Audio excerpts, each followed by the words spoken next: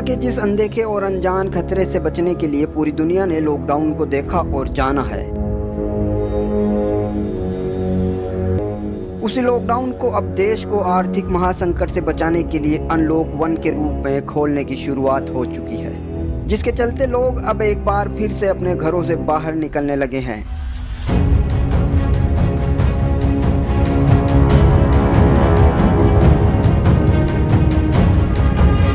लेकिन जैसे जैसे लोग सड़कों पर आने लगे हैं, वैसे ही कोरोना भी अपने पांव पसारता जा रहा है। ऐसे में कोरोना के जिस खतरे को लेकर आज से कुछ महीने पहले तक हर कोई डरा हुआ था, उसी खतरे को लोग अब शायद भूल चुके हैं या फिर उसे नज़रअंदाज किया जा रहा है, जबकि वही खतरा अब पहले से कई गुना ज़्यादा बढ़ चुका है। खतरा कोरोना के कम्युनिटी स्प्रेड का है, जो ठीक वैसे ही बढ़ता जा रहा है जैसे कोरोना के मरीज बढ़ते जा रहे हैं। इसी खतरे को लेकर अखिल भारतीय आयुर्विज्ञान संस्थान यानी एम्स के डायरेक्टर डॉक्टर रणदीप गुलेरिया ने देश में तेजी से फैल रहे कोविड-19 के संक्रमण पर चिंता जताई है और कहा है कि भारत में कोरोना का पीक पर आना अभी बाकी है।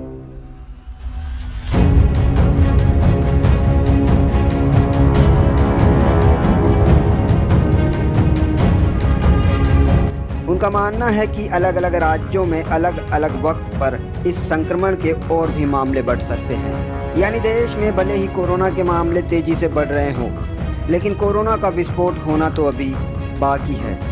दूसरा ये मेरा मानना है कि पीक जो है हर एक क्षेत्र में अलग अलग टाइम पे भी आ सकता है। जैसे बॉम्बे है, दिल्ली है या और एरियाज हैं, वहाँ पे जो केसेस हैं वो अपने लेवल अपने आप बढ़ेंगे, फिर आस्ता आस्ता कम होंगे। पूरे देश का जो पीक है वो फिर एक अलग कैलकुलेशन पे हो।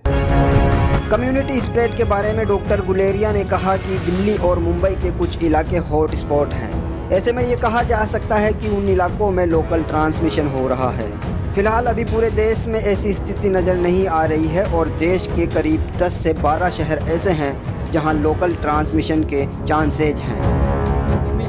अगर देखें कि हॉटस्पॉट्स की जैसे हम बात कर रहे हैं, चाहे दिल्ली हो, चाहे बॉम्बे हो या और जगह हो, उसमें हम कह सकते हैं कि चांसेस हैं कि लोकल ट्रांसमिशन हो रहा है क्योंकि केसेस वहाँ पे ज़्यादा आ रहे हैं। अगर हम पूरे देश की बात करें तो वैसा सिचुएशन नहीं है। तो मेरा ये मानना है कि अगर हम 10-12 जो शहर है उनको देखें तो 70 से 80% केसेस वहीं से आ रहे हैं और वहाँ पे हमें स्ट्रेस देने की ज़रूरत है, ज़्यादा प्लानिंग की ज़रूरत है, जिससे हम चेन ऑफ ट्रांसमिशन को वहाँ पे रोक पाएँ। चाहे आइसोलेशन की बात करें, चाहे सोशल डिस्टेंसिंग की बात करें या पूरी एरिया को कंटेन करने की बात करें, वो बहुत ज़रूरी है क्योंकि यहीं पे जो है केसेस एकदम बढ़ रहे हैं। वैसे देश में कोरोना संक्रमण के मौजूदा हालात पर नज़र डालें तो संक्रमण के मामले में भारत अब इटली और स्पेन को पीछे छोड़कर 5वें नंबर पर आ चुका है, जबकि चौथे नंबर पर यूके है जहां संक्रमण का ग्राफ अब लगातार नीचे आ रहा है, जबकि भारत में यह ग्राफ तेजी के साथ ऊपर की ओर बढ़ता चला जा रहा है। ऐसे में अब ऐसा भी अंदेशा है कि 2-3 दिन में ही भारत चौथे नंबर पर आ जाएगा, क्योंकि यूके और भारत में कोरोना के मामलों में अब कुछ हजार का ही अंतर बचा है। देश में बढ़ते हुए कोरोना मरीजों के लिए बेड और वेंटिलेटर्स की कमी को लेकर डॉक्टर गुलेरिया ने कहा कि इसका ख्याल रखते हुए हमें प्लानिंग चेंज करनी होगी। जिन लोगों में किसी भी तरह के लक्षण है, इस वक्त उन्हें घर पर ही रहना चाहिए।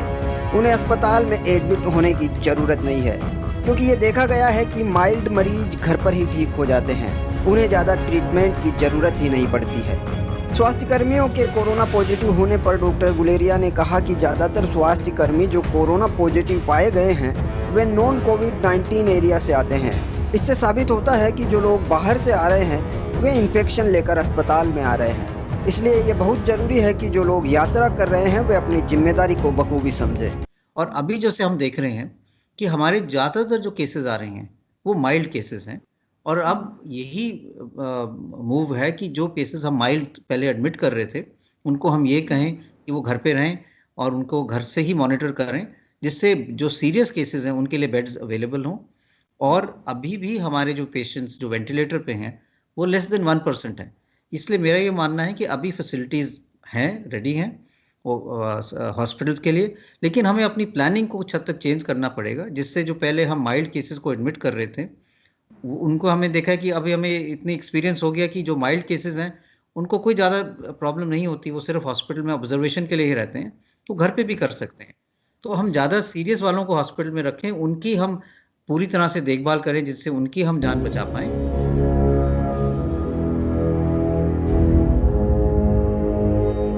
यहाँ पर सबसे अहम सवाल आता है कि आखिर कोरोना की दवा कब आएगी। इसके बारे में डॉक्टर गुलेरिया का कहना है कि इस पर तेजी से काम चल रहा है और उम्मीद की जा रही है कि संभवतया कुछ ही महीनों में इसमें सफलता हाथ लग सकती है और कोरोना की दवा आने की जल्द ही संभावना है।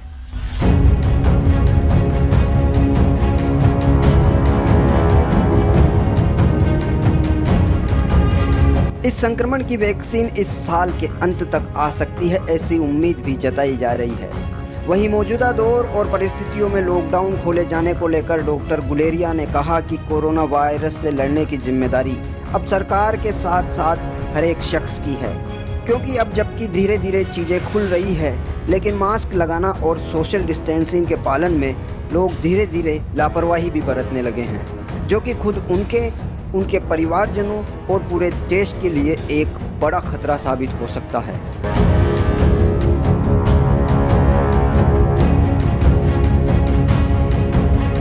बहरहाल अब जबकि लॉकडाउन खुलने लगा है और कोरोना भी अपना रौद्र रूप धारण करता जा रहा है, तो ऐसे में लोगों को यह समझना चाहिए कि लॉकडाउन पूरी तरह से हट भी जाता है तो भी ये नहीं समझना चाहिए कि कोरोना वायरस खत्म हो गया है।